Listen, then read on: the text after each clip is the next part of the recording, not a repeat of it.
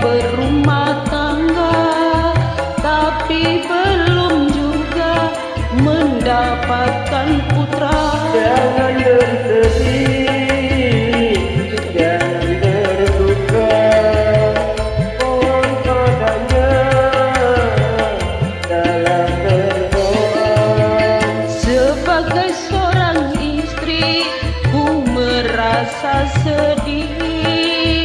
Ku takut dirimu kecewa padaku.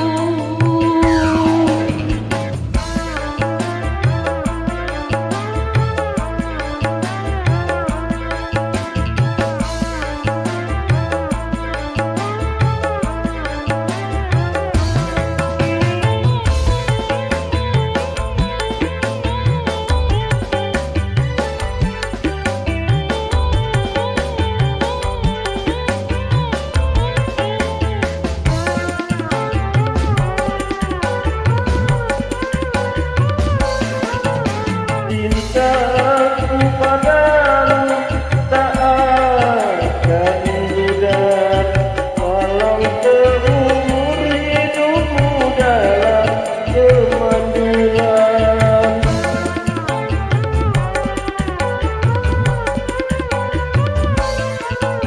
Sayangku padamu tak akan pudar, walau seumur hidupmu dalam kemandulan. Ku rasa tiada sempurna kebahagiaan kita tanpa adanya seorang putra belahan jiwa.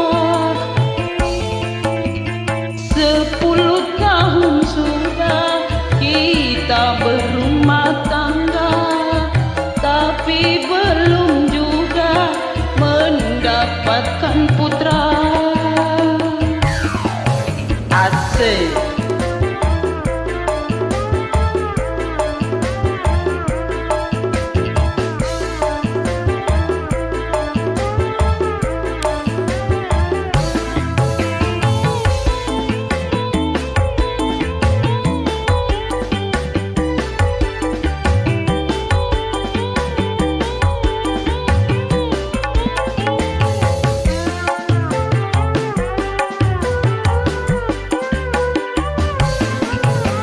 Cintaku padamu tak akan pudar, walau seumur hidupmu dalam kemandulan.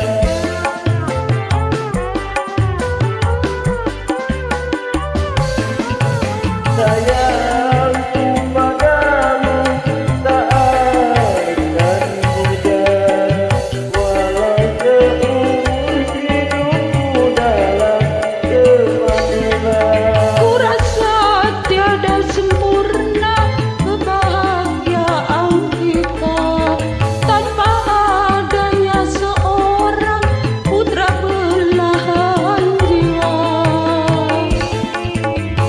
10 tahun sudah kita berumah tangga, tapi belum juga mendapatkan putra. Jangan bersedih, jangan berduka, mohon padanya dalam berdoa. Sebagai seorang istri, ku merasa sedih. Ku takut dirimu kecewa padaku. Oke, terima kasih. Dadah.